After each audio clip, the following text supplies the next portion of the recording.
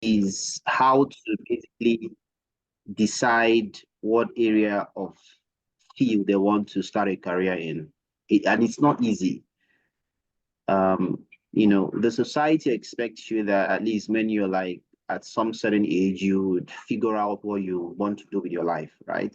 It's not always easy to know that this is an area you want to, delve into or things of that sort. It's a difficult thing, finding where you want to pitch your tent.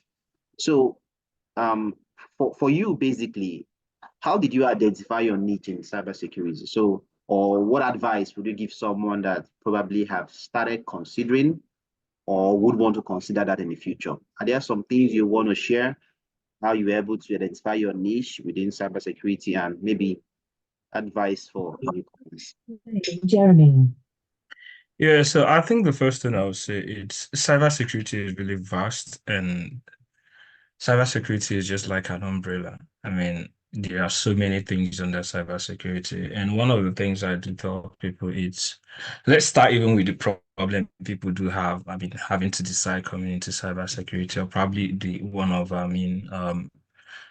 issues they face in their career. One of them is skill gap, which is a very big thing. I mean, it's easier for everyone to read about things about cybersecurity, do courses on Udemy and all this stuff. But the biggest issue is having someone to give you that opportunity for you to show your skills or for you to learn, not even to show your skills. Because the honest truth is, there are like plenty jobs in cybersecurity, but the issue is because of the skill gap, it's very hard for people to get into cybersecurity, especially when it comes to the practical aspect. Cybersecurity is more practical than theory. No matter how much you watch YouTube videos, no matter how much you watch Udemy videos, when it comes to the work itself, it's really different unless you're gearing towards GRC, which also requires you to, um, sit in the bench. So the first thing is, having to come with an open mind. Don't always have a focus when you're coming in, to be honest, because the basic thing I do tell people is start with the general concept, which is understanding what cybersecurity is. I know a lot of people who came into compliance from management positions, and they always have this issue trying to catch up with the technical teams because not having like a good understanding of some basic things they should have done. Most people jump from maybe MBA or management, they jump, maybe do their CISSP, and boom, they're into governance.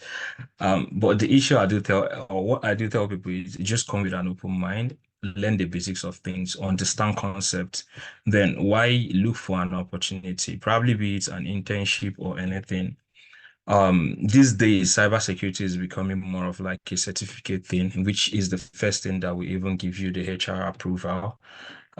If you can lay your hands on any of the entry-level certifications, I do recommend Security Plus for people. While you study, look at getting Security Plus. I mean, in the US, it has become like a mandatory stuff. Mostly, if you want to do DoD jobs, you must have your Security Plus. Most government jobs, Security Plus. So when I say Security Plus in full, it's CompShare Security Plus, and you can look up for it online. There are other courses like the CC. CC is free. The examination is also free. I mean, Security Plus might be a bit expensive for, someone coughing out almost like 600,000 to pay for the certification. CC is free. And I know Nigeria, CC is like recognized. I know a ton of people that have advised and they're working in banks already.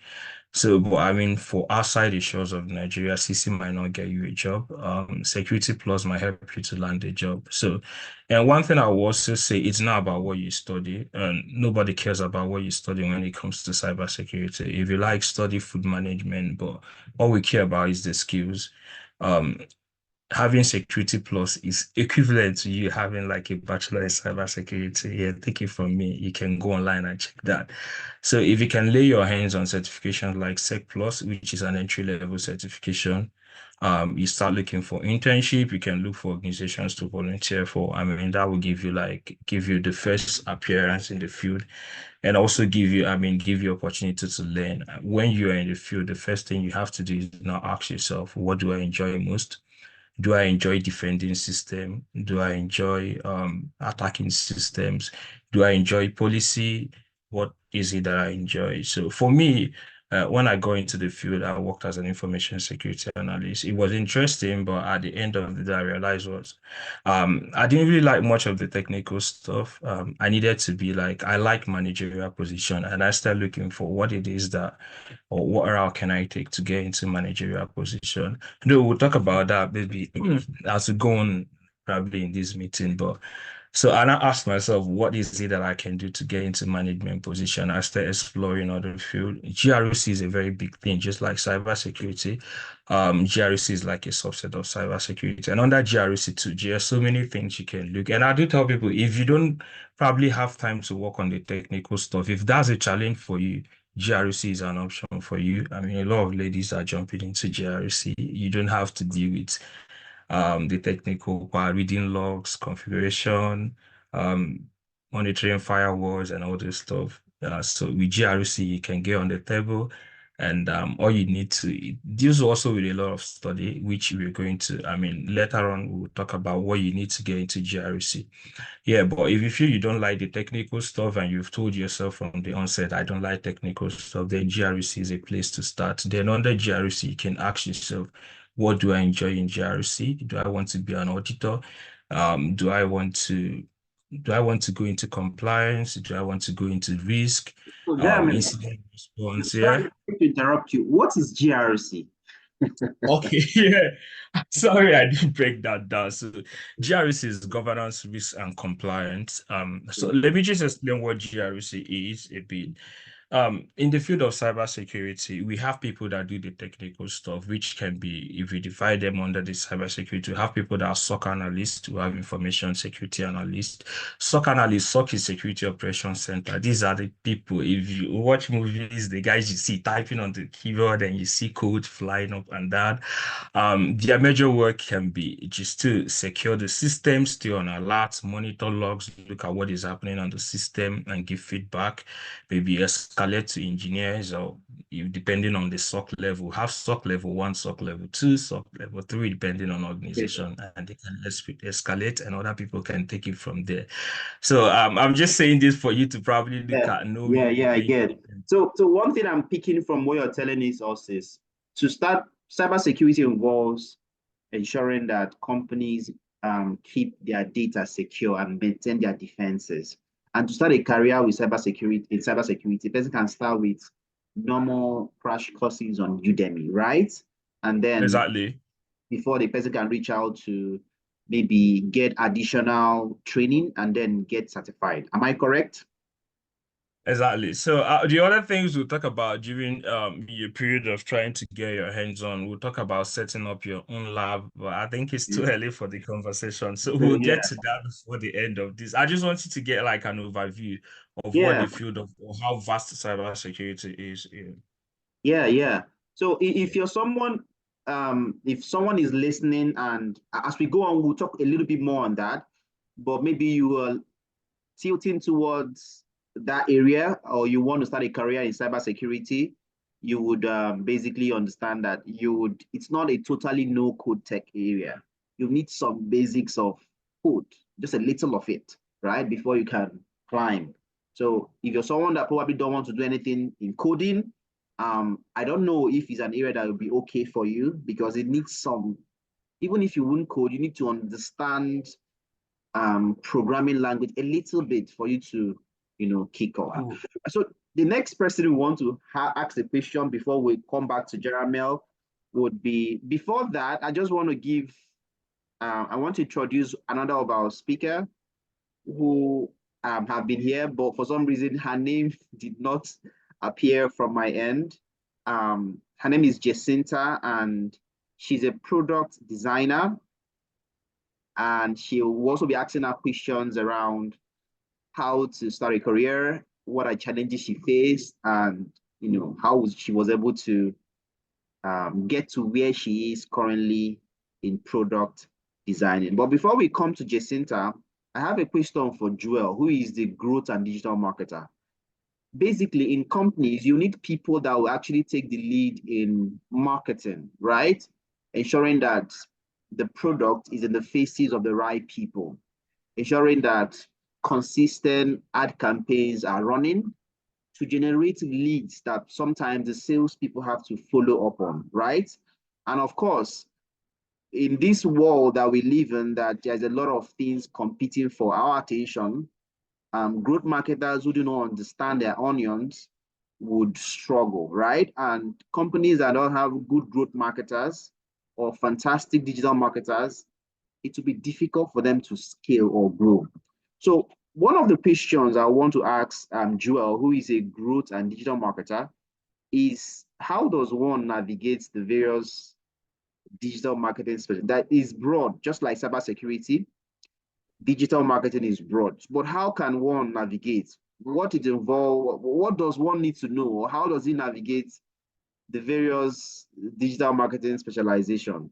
Would you mind sharing with us with simple bullet points on how we can go about that?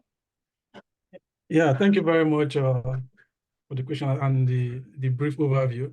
And just like Jerahmeel mentioned, when he was saying cybersecurity is wide, I was like, it's same here in digital marketing, like it's very vast. And, you know, you can just take a pinch of it and stay there and you'll be all right.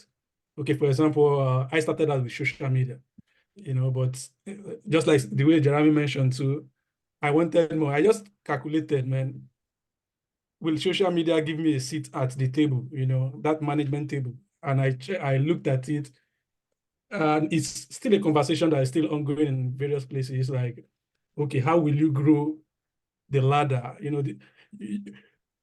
In digital marketing as a social media, it's a good place to start. Content writing is a good place to start, but there is still a lot more. I started from there, and trying to answer your question, how to navigate. So is to know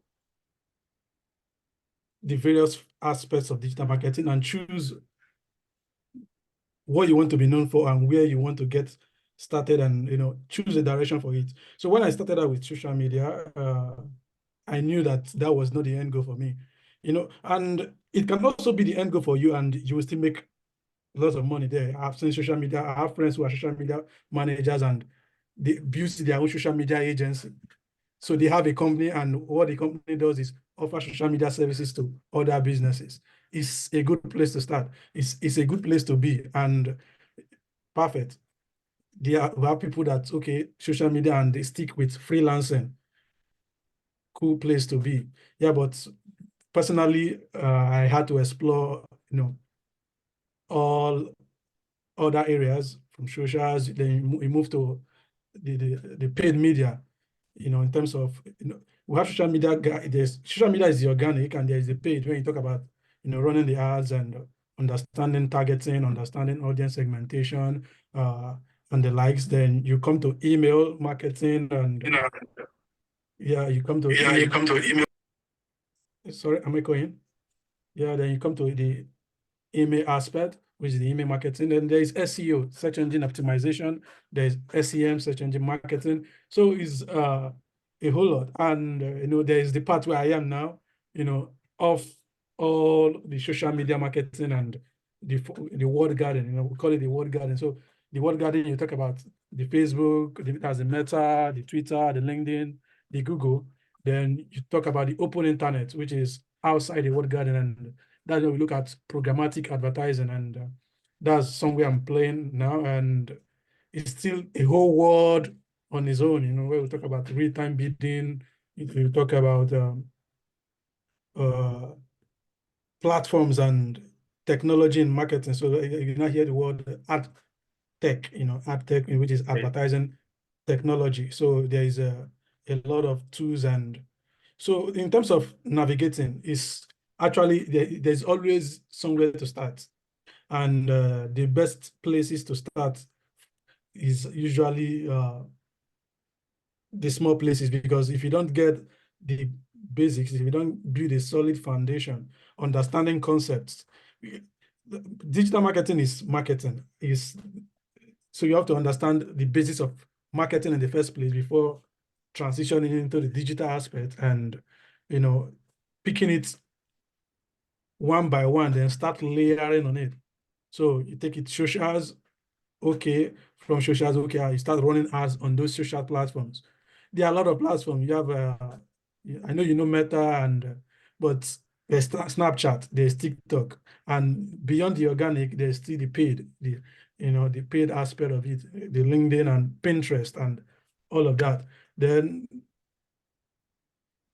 you now bring in the growth angle to it. So it's not just running the campaigns or the ads or posting content or creating content. It is understanding the essence or the KPIs. Why are you doing those things? Like the results, Yeah. the growth part for the business, and that's where, if you are starting out and you have this concept of growth in mind, I think it will make a whole lot of difference. You will become something different, than the outside. There are a lot of people with the tag digital marketers, but and it's one of the challenges, starting out. So sometimes when I see someone that wants to start out, I'm like, man, are you ready to put in the work? Because it's looking like a crowded space, but Yeah. if Okay. if you do it right, you stand out, and that's the goal. Trying to stand out from the crowd. It's not like cybersecurity now that is not too crowded. So I advise people to go into the actually to for the at the now not too crowded, and it's something you can get about. In digital marketing, crowded, but if you play it right, if you navigate your way with right mentorship and right information, you can play safe and in no time create a niche for yourself. Yeah, thank you. Yeah. Appreciate that, Joel. One thing I picked from what you said was the fact that if you are thinking of starting a career in digital marketing, one area to start is learn how to run good social media ads. Start from there. All fields are broad. Even tech sales, where I currently operate, is a very broad field. You cannot count 2 without counting 1. You cannot count B without counting A. Everything is in step by step. You don't jump. Whatever career, even if you're not teching, right? When I mean teching, you're not operating in tech. Whatever field you are, you have to count 1 before you count 2 and count 3. You climb gradually. Everything has step by step. So if you're someone who you think you're passionate about, maybe adverts, right? Publicity, people getting to know about a particular product or service, or even individuals, right? Public figures have marketers, growth marketers that ensure that they are in the eyes of people. If you're that kind of person, then first of all, understand the basics of social media marketing, running good targeted ads that will convert to revenue. That's the first layer, the foundation. And then gradually you can connect with people like Joel, who would actually guide you, okay, go this way or go that way. That is the base, okay? And one of the reasons why we organize this particular session is not just to come and learn and go. We want people that are here to also expand their network. There's a reason why we are dropping the LinkedIn URLs, right? So click on the LinkedIn URLs, connect with them, drop them a note while connecting. Hi, Joel, I was part of the session that you spoke at. Expand your network, right? You never can tell tomorrow. For example, Jerahmeel that spoke that is that is a PhD researcher in the UK. Tomorrow you might leave us in Nigeria and run away, right? So networks like this could help you, whether now or in the future. So there's a reason why those links are being dropped. Even if you're not understanding whatever we're saying, connect with them, make friends with other people, right? Expand your network. Tomorrow, even if you choose to pivot, you have someone to run to. I'm thinking about this, so how about this? How about that? And that's basically how you grow, either in your own field that you're currently operating or wherever you want to get into, right? So the next person that we'll have a question for is Jacinta. Jacinta is a product designer, right? For some of us that don't know what product designing means, is whatever platform that we actually use. For example, let's use the example, the particular platform we're using to have this conversation, Zoom, right? The Zoom app that we use, how it looks, the colors, the fonts, right? Even when we are on Google, right? Everything we see that appears on our feed, the aesthetics of either a cloud platform or a website or whatever you can think of, visuals. So when you talk about product designing, you think of visuals, what appears to the face, right? So whatever application you use, whatever website you visit, every of them have a product designer that determines how a product looks, how a platform looks, colors, fonts, buttons, all those things are what a product designer actually decides where each of them have to be with. I just dropped her profile right now in the chat. And the first question I've always, when I was younger in age, I've always loved drawing. Maybe if I had had someone that mentored me well, I probably would have pursued a career in product design. Okay, so the question I have for Jacinta as a product designer is what you personally, how did you start as a product designer? What inspired you, right? And how did you begin? And do you have any advice for people that are here that maybe would want to start a career in that area? Okay. Hi everyone. Okay. My name is Onyemowo. No, if you can't pronounce Onyemowo, Onye is fine. Because I noticed you have been trying to pronounce my name since. And then you said Jacinta. That's why I switched to Jacinta, the one I know very well. Okay. So what inspired me to become a product designer? I am going to say is way back 2019. I came across this poster on the wall, right? And it was like learn web design for 30,000 naira. That was back then in 2019. And before then, I always wondered how we had these beautiful interfaces, like both for website, for mobile app, like how come this design is here? Like, who designed this? Was it a computer or something? So I asked myself those questions. Back then, I was working as a customer service rep, and then, I don't know, something felt off. Like, I felt like I can do better than this. First of all, I am not dissing customer service rep. It's a very good job, right? But I felt that I had more to give to the world than just, staying behind the decks and then answering call all days, right? So, so during the COVID, I was able to learn product design under Utiva School of Design. And then I found out that it's actually an interesting skill. So I have this great love for art and design. That was way back in the university days, but I never took it serious, right? Until COVID happened. And then I don't know, since then I have been doing very well in my field. So yeah, so that's basically it. Yeah, appreciate that. Oni, thanks for sharing with us how you started. And that's actually inspiring. Well done. We want to move to the next speaker, who is Elijah Bello. Elijah Bello is a product manager, and he has a lot of experience managing products in the fintech space. And yeah, the question I would love to ask him is basically, can you share, for some of us that don't know what the word product means, right? Product is, anyway, I will leave him to answer that question. Let me leave Good him. evening, Mr. Emmanuel. Yeah, evening. Hello? Can you guys hear me? Yeah, I can. Okay, all right. So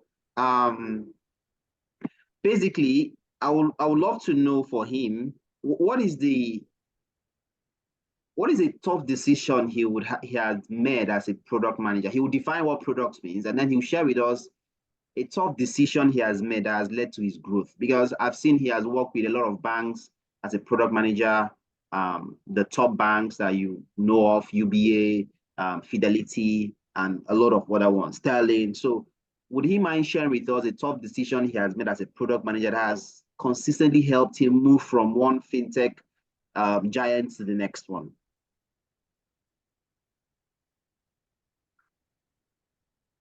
Okay, good evening. Please confirm if you can hear me. Yeah, Yeah, we I can hear you. Yeah, sorry. I'm actually at the work event. So I just stepped aside to join this conversation. So good evening, everybody. It's nice to have you all here. My name is Bello, like you know, and I believe the question that was asked was, what top decision have I had to make to ensure that I grow? So, for me personally, one of the top decisions that I started doing product management that has really helped me grow and move has been always leaving my comfort zone. So I would explain. I started product management with Sterling Bank, and honestly speaking, Sterling Bank is one of the best places you can work as a person. Shout out to them. They have a very great and amazing work culture there. But when I was in Sterling as more of a junior product manager. So I still had like a senior product manager that I reported to, and I was responsible for the overall product strategy. I was just like an associate product manager there. But I knew that if I had to stay in Sterling, it's going to take me a longer time before I can move to become a product manager, because banks are not as agile as your fintechs that you have today, even though we are trying our best, to ship products as fast as possible. But so one of the decisions I had to do was leave all the comfort I had in Sterling and go to a Fidelity Bank, for example, because I left Sterling to finish. But when I was in Fidelity, I was a middle product manager. I owned the product, and I was reporting directly to the group head of consumer banking. So one of the top decisions I've had to make has been to leave where it appeared to be my comfort zone. At Sterling, I did everything I wanted to do, right? I launched the product at Sterling. At Sterling, we launched the first VEF credit card in the country today, and I worked on that project. You understand? So I took the project live at Sterling. I launched the product. I grew the product, and I just felt like it's time for me to tackle it. It's time for me to tackle new fights or to do new things. And I left with Sterling with Fidelity. And Fidelity was not easy because Fidelity was a bit more traditional, but it paid off eventually. It paid off because currently I've left Fidelity again. I'm in the actual banking and I'm managing the product I love so much, virtual cards. So for me, as a product manager, I have had to make some tough decisions. I've had to not be too comfortable at every position I'm in. You understand? Always just know that there's always more out there. There are always new heights for you to always find in your career, no matter what. There are always higher growth paths for you. Sometimes you have to make the tough decisions, I left working, for example. Let's work remotely before, but I left working because I wanted to grow so fast.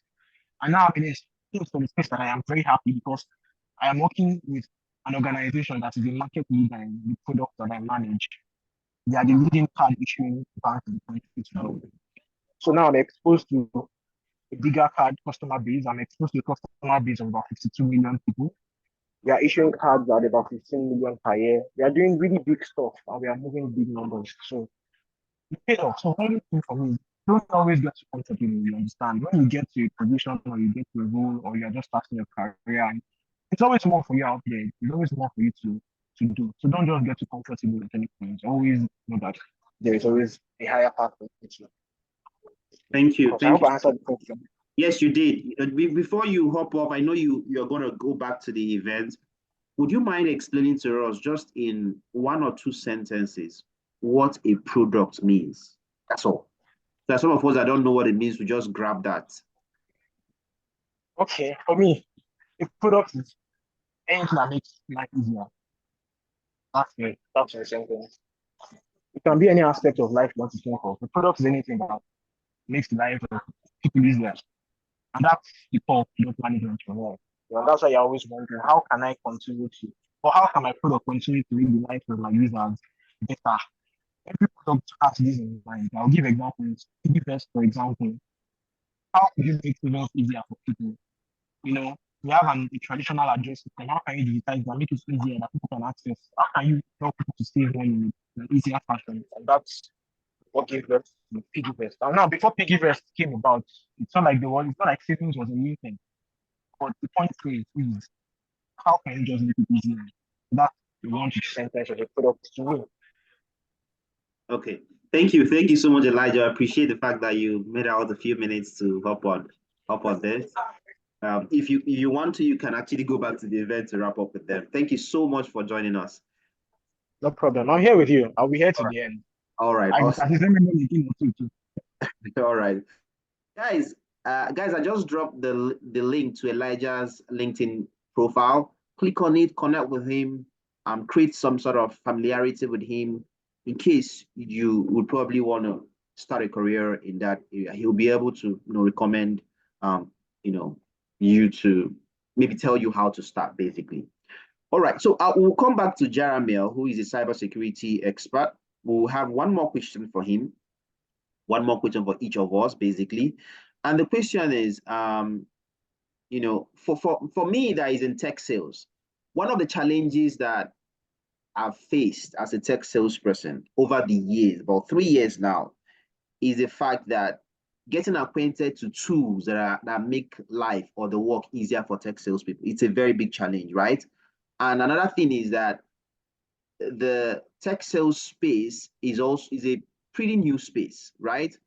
No matter the fact that people are claiming to teach tech sales, they don't understand the foundational aspect of how to sell softwares. So sometimes helping people move from point one to point two in tech sales is very difficult, right? But of course, we've made it easier with our course, our tech sales course, that has taken people from zero knowledge of tech sales, software sales, to understanding how to do it. And many of them have gotten six-figure jobs, yes. So for you as a cybersecurity manager, what are the biggest challenges you faced as someone in cybersecurity, and how did you address it? How did you navigate the challenges? Okay, I mean, for cybersecurity, one of the biggest challenge, I mean, every manager face, it's we are more, we are not like salespeople that, I mean, tools is an issue for us. I think the biggest thing we face with organizations is finance. Yeah, finance is an issue, and there's another thing we call visibility, which is also an issue. So I'll talk about the issue of finance. So with the way cybersecurity is going, especially for those in GRC, there is need to meet up with compliance. There are like a lot of them. ISO 2700 is there, PCI DSS is there. There are so many of them. And most of these, for you to meet up with those requirements, organization needs to bring finance out. And most times it's really very hard. So we struggle with having to manage available resources and to meet up with company required security posture. So which is big issue. Another big issue is visibility. When an organization becomes very big, there is what we call business assets. It is very hard for you to, and you're coming as a new person into an organization. It is very hard, especially an organization that doesn't really have a good GRC posture. It's very hard for you to, do all the asset analysis, which is very important for risk analysis, also important for areas such as well, let's just put that. I mean, visibility, I just want to bring it down to the way we understand. So if a company owns 4 laptops, and we have 1,000 branch, it's very hard for you to do asset analysis to understand what is it that we need, what is it that we need to protect, where do we need to put money into. So it is one of the challenge, because you need to understand what are the critical infrastructures you have and what are the things you need to protect. So having to do all these things for your risk analysis, come up with results, I think is one of the biggest challenge. So I'll say visibility is a challenge we face in cybersecurity at the managerial level. And the second thing we face is finance. I mean, having to fund the resources to meet up with expectation, which are like standard or laws. So I think, yeah, that is what we can say for now, unless we start going deep into the discussion, and we'll never finish today. So yeah. Oh yeah, thank you. Finance. So finance is one of the major challenges that, finance and visibility is one of the major challenges that cybersecurity experts face. And yeah, finance has always been a problem, even for other departments, right? So, but the major thing is that there's always a way out. So if you're considering cybersecurity, I don't think finance should discourage anyone here. So back to Joel, right? One more question we have for Joel is, who is the digital and growth marketing manager, is, would you mind discussing a particular project where, you know, data analysis actually helped you, either data analysis or whatever, or any other thing help you to, you know, succeed in your marketing campaign? And maybe you could share strategies that probably you applied. Okay, cool. Thank you very much. And, you know, I think when I spoke the last time, I mentioned that, you know, it's a crowded space and you just have to find a way to be too good. Like, you just have to be good to differentiate yourself. And, you know, data analysis or, you know, ability to interpret insights is something that is lacking in many digital marketers. You know, they just run campaigns and they don't track, they don't understand data, you know. So like at the moment, especially where I'm playing now in terms of the programmatic world of analyzing, you know, data analyst is an assurance. And like, you're not going to cross an interview if you're not good with Excel, at least basically. And the Excel skills, we're not talking about basic Excel skills, we're looking at intermediate Excel skills, because you have to deal with a lot of data. You know, at the moment I deal with a lot of data, and you should be able to visualize and give insights and interpret, because it's what drives campaigns. You know, in this part of the world, sometimes we run campaigns and we don't do preliminary analysis before even running campaigns. But working with bigger brands, you know, talking about the likes of Sony in terms of PlayStation, we talk about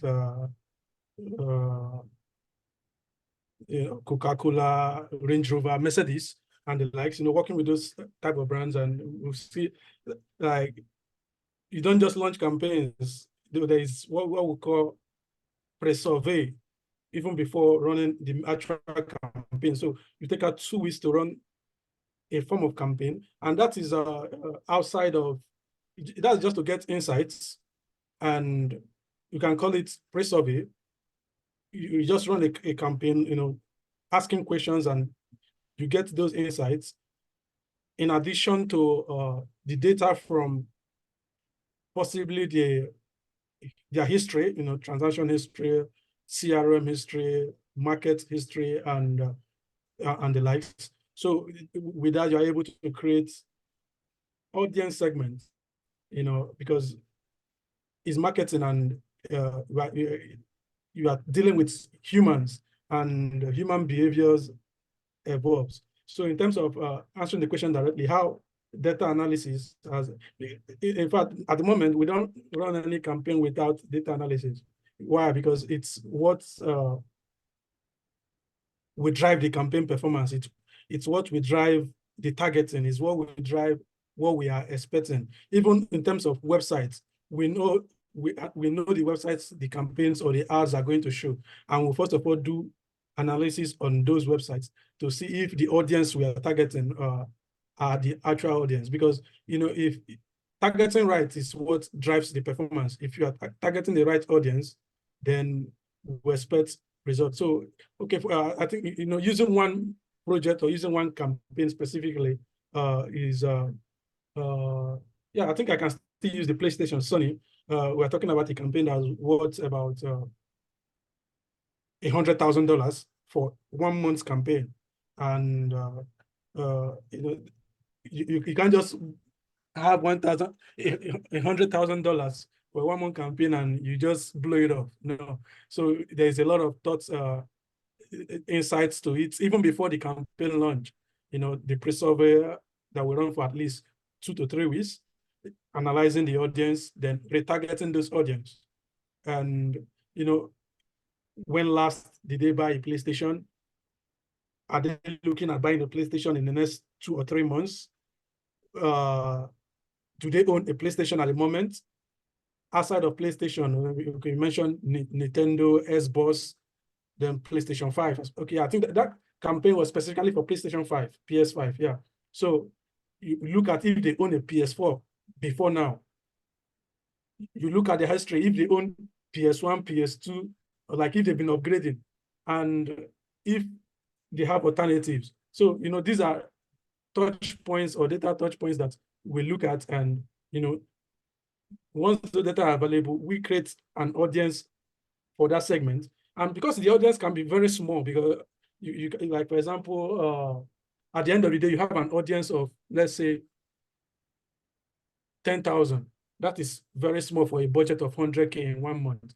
So what would happen now is, with that audience and with necessary tools, you create a look-alike audience of that 10,000 and target them. So, and that is what drives the performance. And at the end of the day, you see significant increase in brand uplift, and consequently sales. Yeah, thank you very much. You can stop there because of time. Yeah. Thank you so much, Joel. Thank you so much for that. One thing I'm picking from what you said was the fact that before any ads is run as a digital marketer, you guys go through something we call a pre-survey, and you're able to understand who you want to market to before you run the ad. We appreciate it. For brands that have a budget, but yeah. Yeah. All right. So if you have questions, please drop. We just have one more question for Elijah and for Jacinta, and then we'll wrap up. Yeah. So for Jacinta, the one question I have for her basically is, like, how do you basically balance user needs, right? Because there are some things that the user might want to see on the platform, on the app. How do you balance it between what the user needs and the business goals? And maybe if you have some projects you actually have applied that, you can also share with us how you're able to decide on what to choose or what to do, or how to maybe colors or the kind of fonts to use, and how it's helped in the success of the products. Okay, thank you very much. So to balance that, the first thing you need to understand is that first of all, you are designing for the users, right? And also you're also designing to meet the company's goals. So the first thing you have to do is to actually carry out a user research, right? And this enables you to understand the target audience, so that's your user, right? And also noting that there are some goals or some things that the company wants to achieve with this product. So during the design process, during like when you're almost done, or like you're doing the process and you carry out your usability testing, it's for you to check if you were actually able to give the user what they want, like if you were able to solve their problem, right?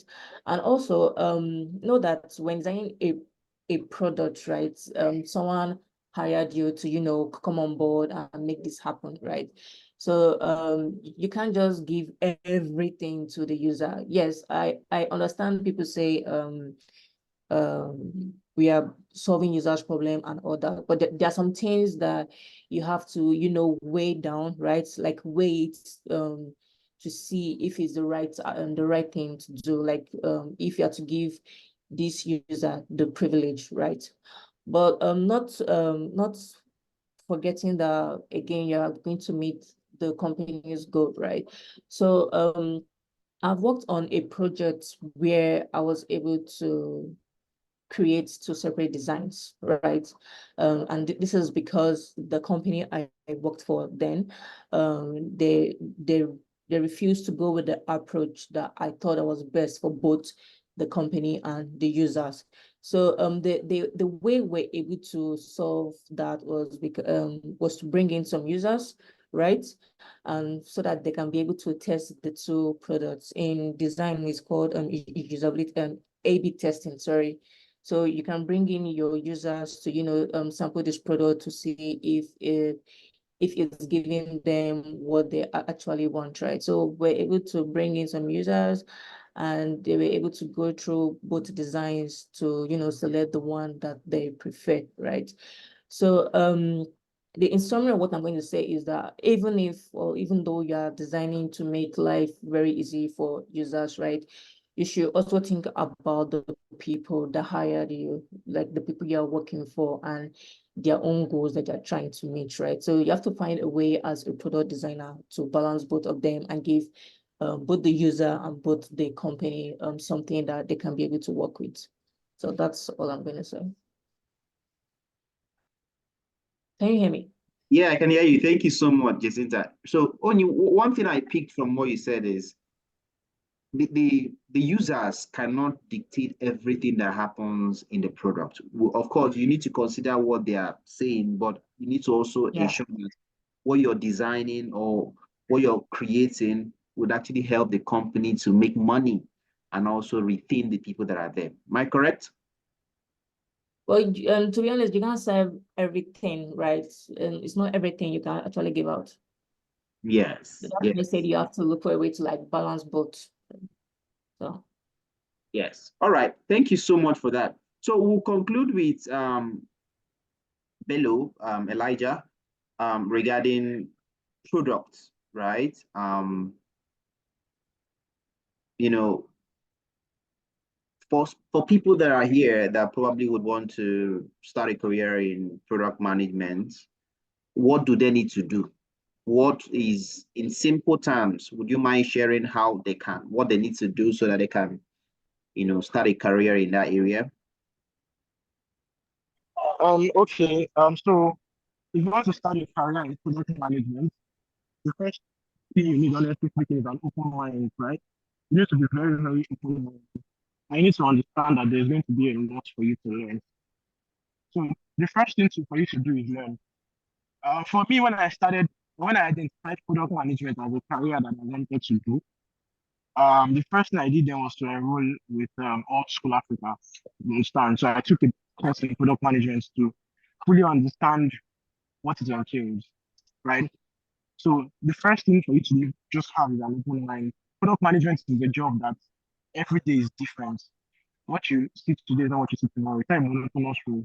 And every day is just very different for you. So you need to be very open-minded. You need to be very willing to learn, right? You need to understand, because a lot of product managers, I know, me inclusive, you always have some sort of imposter syndrome, because the way your role is designed, you don't really solve the day-to-day problem, or you don't really get to solve things. You just get to give a high-level strategic direction.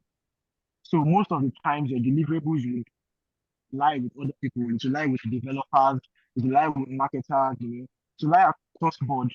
But you will be the one if to just drive everybody. So the first thing you need to do is be open-minded. You can enroll in a product management course if you have zero idea. I think I have this material that I have for product management. I can share. I'll look for the link and share. It's a lot of stuff about for people who are starting product management. You can just go through it when you start. But the honest truth is you have to be really open-minded. You have to be always willing to learn. You have to be quick. Yes. You have to think quickly. You have to always think at your feet, because you'll be making a lot of decisions right from the spot.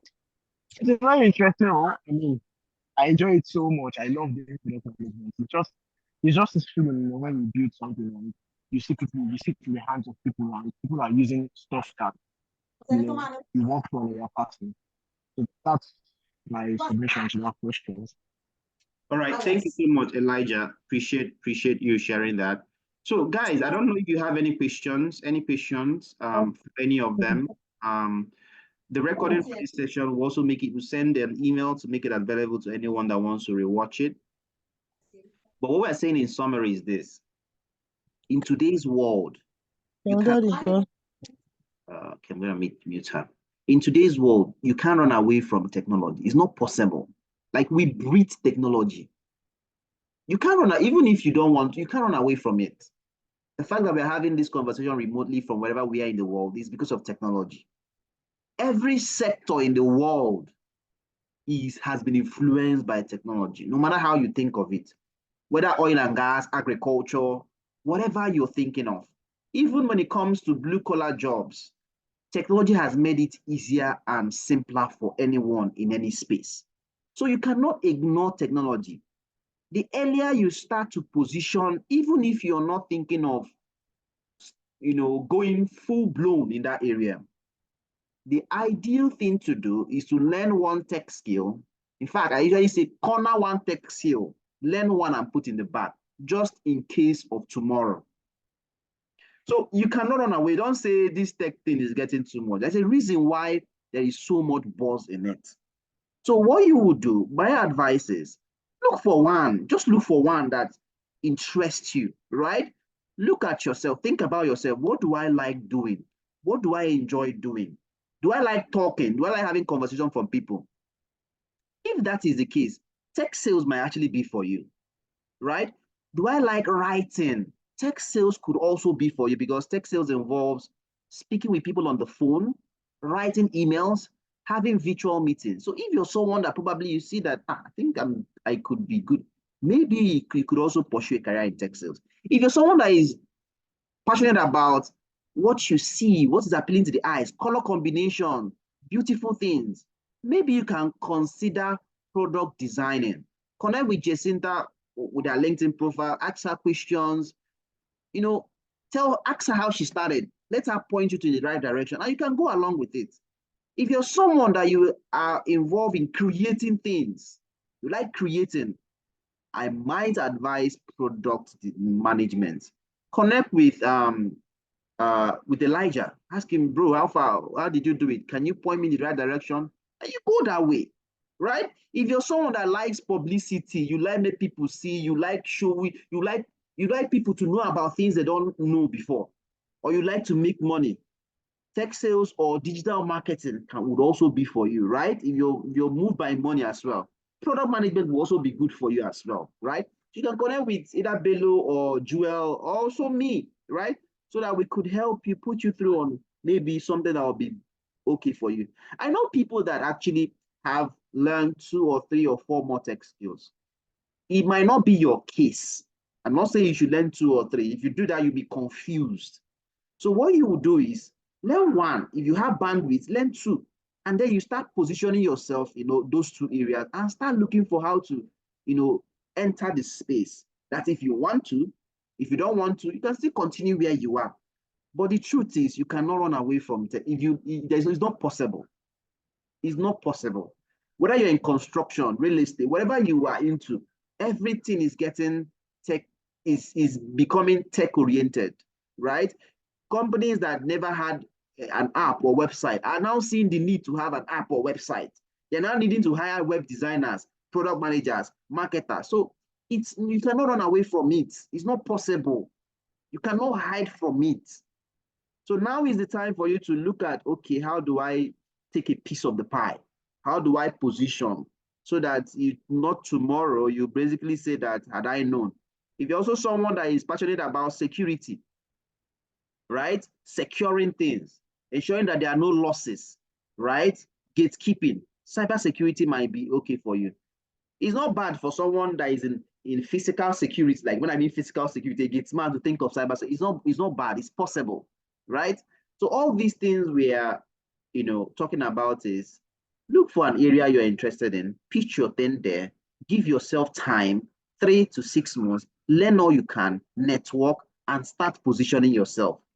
That's basically how you go. Any questions? Any questions? Any questions? If you have questions, I'll drop our email. The email you basically received a reminder from. If you have any questions, you can go ahead to shoot an email, and we'll be glad to provide more feedback for you. Connect with all the people that spoke. I know you might have questions that you may not want to ask here. Ask them privately, and they'll be glad to provide more clarification or more assistance.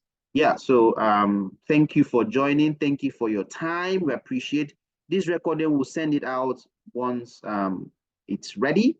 You can come back and watch, and we would have more of these often. As time goes on, we'll have conversations like this. It might be about tech sales, it might be about the tech space in general. It could be anything, but it has to be within the tech space. So thanks for joining. Thanks for making our time this Saturday. I know all of you had other things to do, but you choose to carve out time to join us, to interact. We appreciate. We would keep in touch with you as much as we can. think about it. If you've not already started to learn something in technology, think about it, right? There's no pressure, no hurry in life. Give yourself time, step by step, gradually. The interest is already there. The fact that you're here, it's a good thing. Don't let it die. Don't let it die. Don't let it go away. Start to build on it, step by step, gradually, and you will get there. All right? It's a process. I think that's it. Thanks for joining, and we'll send out the recording of this to you guys. Appreciate you, and whenever we have any other session, we'll also ensure that you know about that. Thanks to our speakers. Please, can we appreciate them? Drop thank you in the chat and appreciate them for sharing their knowledge and wealth of experience. Thank you so much, Elijah. Thank you, Joel. Thank you,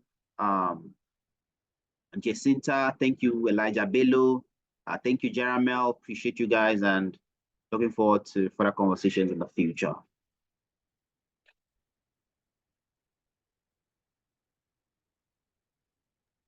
All right, thank you very much. Goodbye, everyone. Yeah, bye. Good night. Yeah, goodbye, everyone. Thanks for joining in. Bye.